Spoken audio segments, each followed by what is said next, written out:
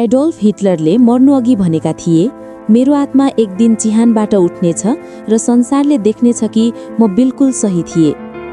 जब म यो डकुमेन्ट्रीको रिसर्च गर्दै थिएँ, इन्स्टाग्रामका सयौं रिल्सका कमेन्ट सेक्सनले मलाई छक्क पार्यो। लगभग हरेक दोस्रो व्यक्ति यो मान्न तयार छ कि हिटलर बिल्कुल सही थिए र आफ्नो समयभन्दा धेरै अगाडि थिए। तर अर्कोतर्फ संसारभरका लेखहरू, ब्लगहरू र युट्युब भिडियोहरूमा हिटलरलाई स्पष्ट रूपमा दुष्ट घोषित गरिएको छ। तसर्थ अब प्रश्न यो छ, वास्तविक सत्य के हो? हिटलर साँच्चै शैतान थिए, महान थिए, वा यी दुवैभन्दा बाहिर कुनै अर्को पाटो छ जुन हामी सबैबाट जानाजानी लुकाइएको छ? जब पनि हामी हिटलरको नाम सुन्छौँ, हाम्रो दिमागमा केवल 3वटा कुरा आउँछन्। पहिलो, हिटलर नामक यो एकजना मानिसले लाखौं मानिसहरूलाई यति दर्दनाक तरिकाले मृत्युको मुखमा धकेल्यो जस्तो सजाय सायद नर्कमा पनि हुँदैन। दोस्रो विश्वयुद्ध। यदि हिटलर नहुँदो हो भई सायद दोस्रो विश्वयुद्ध कहिल्यै हुँदैन थियो। तेस्रो, एन्टिसेमिटिजम, अर्थात् यहुदी समुदायलाई उनीहरूको संस्कृति र धर्मका आधारमा घृणा गर्नु। र जब पनि एन्टिसेमिटिजम शब्द कानमा पर्छ, स्वतः हिटलरको अनुहार आँखा अगाडि आउँछ, किनभने हिटलरले यही कारणले 60 लाख यहुदीहरूलाई उनीहरूको पहिचान हेरेर मारेका थिए। तर अब प्रश्न आउँछ, के साँच्चै एकजना मानिसले लाखौंलाई मार्न सक्छ? के एकजना मानिसले एउटै धर्मका 60 लाख मानिसहरूको होलोकास्ट गराउन सक्छ? के एकजना मानिसले विश्वयुद्ध भड्काउन सक्छ? यो कति सत्य र कति झुट छ, यो डकुमेन्ट्रीको अन्त्यसम्म आउँदा थाहा पाउनुहुनेछ। पहिलो विश्वयुद्ध र हिटलर। 28 जुलाई 1914। यही त्यो दिन थियो जब पहिलो विश्वयुद्ध सुरु भयो। सिद्धान्त शक्ति र केन्द्रीय शक्ति, यी दुई गुटमा संसार बाँडियो र यो युद्ध लगातार अर्को 4 वर्ष अर्थात् 1918 सम्म चल्यो, जसमा 2 करोड भन्दा बढी मानिसको मृत्यु भयो। यो युद्धमा हिटलर पनि सामेल थिए, एक सन्देशवाहक केटाको रूपमा।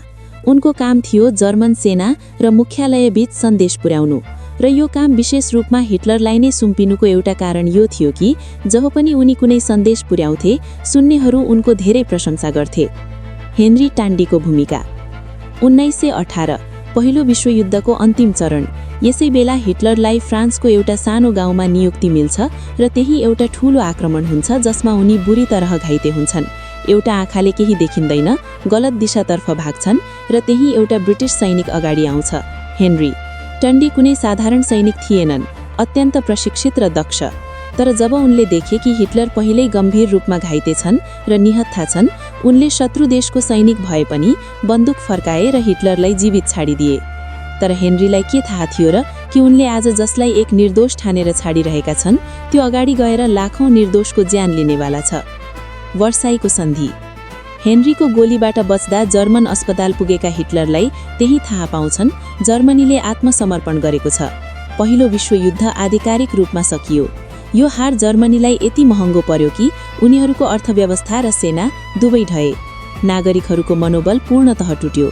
यो हारको बदलामा जर्मनीले वर्साईको सन्धि हस्ताक्षर गर्नु पर्यो। यो सन्धिले हिटलरको तानाशाह बन्नु पछाडिको सबैभन्दा ठूला कारणहरूमध्ये एक हो। यो सन्धिले जर्मनीमाथि आर्थिक र सैनिक दुवैतर्फबाट कडा प्रतिबन्धहरू लगायो, जसले जर्मनीको हालत झन बिग्रिँदै गयो। यही सन्धिको कारणले जर्मनीमा अति मुद्रास्फीति भयो। मानिसहरूले एक रोटी किन्नको लागि सुटकेस भरिभरि पैसा बोक्नु पर्थ्यो। यो सबैबाट त्यहाँका मानिस अत्यन्त निराश र रिसाउन थाले, विशेष गरी सरकारसँग। त्यसबेला जर्मनीमा वाइमर रिपब्लिक शासन प्रणाली थियो। यो सन्धिको कारणले भएको दुर्दशाको लागि जर्मनहरू आफ्नै सरकारलाई दोष दिन थाले। हिटलर एकजना पूर्व सैनिक जसले आफ्नो देशको लागि युद्धमा जी ज्यान लगाएर लडेका थिए र साथै एक करिश्माई वक्ता जो आफ्नो भाषणले जोसुकैलाई सजिलै प्रभावित गर्न सक्थे। माथिबाट जर्मनीका मानिसहरू आफ्नो वर्तमान सरकारबाट थाकेका र रिसाएका थिए। त्यसैले सबै ग्रह नक्षत्र हिटलरको पक्षमा आए। जर्मनहरूले हिटलरको रूपमा एक नयाँ नेता पाए। नाजी पार्टीको गठन र 25 बुन्दे कार्यक्रम। 1920 मा एन्टोन रेक्सलरले राष्ट्रिय समाजवादी जर्मन मजदुर पार्टी गठन गरेका थिए। तर जब हिटलर राजनीतिमा आए, उनले यही पार्टीलाई पुनर्प्याकेज गरेर नाजी पार्टी नाम दिए। यही पार्टी अन्तर्गत हिटलरले 25 बुन्दे कार्यक्रम नामको घोषणापत्र जारी गरे।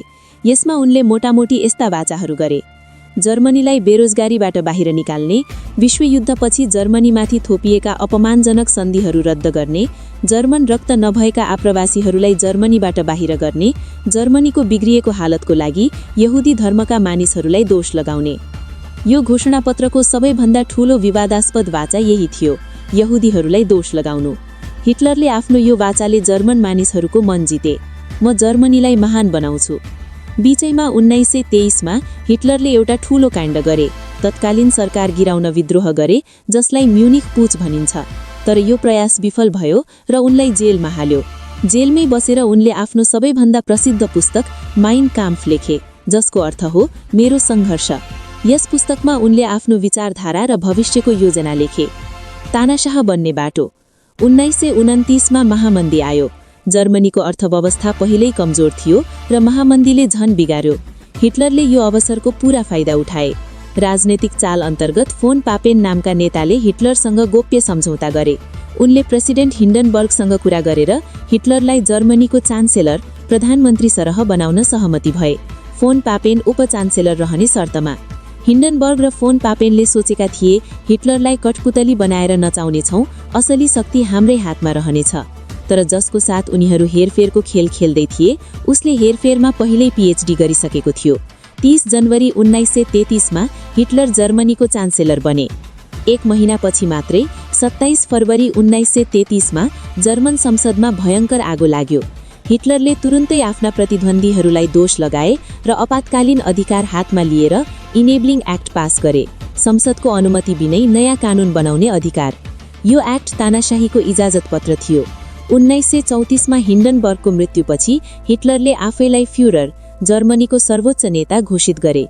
यसरी जर्मनीमा प्रजातन्त्रको ठाउँमा तानाशाहीको झण्डा गाडियो। हत्याको तुलना। यहाँ केही नाम र संख्याहरू छन् जसले चकित पार्नेछन्। माओ जेडोङ, चीनका नेता, जसले केवल 2-3 वर्षमै करोडौं मानिसको मृत्युको एकमात्र कारण बने।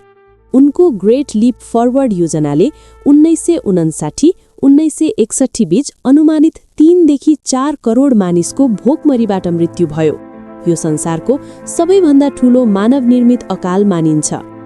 जोसेफ स्टालिन, तत्कालीन यूएसएसआर अर्थात् आजको रुसका तानाशाह। उनले ग्रेट पर्ज गरे, जसमा सेना अधिकारीदेखि कवि, लेखक, शिक्षकसम्मलाई या गोलीले उडाइयो वा -40 डिग्री सेल्सियस तापक्रममा गुलाग अर्थात् श्रम शिविर पठाइयो। स्टालिनले होलोडोमोर मार्फत युक्रेनबाट सारा अन्न लगेर 30देखि 40 लाख मानिसलाई भोकमरीबाट मारे। जम्मा हिसाब गर्दा स्टालिनले 2 करोडभन्दा बढी मानिस मारे।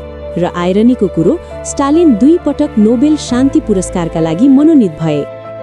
हिदेकी तोजो, जापानका तानाशाह।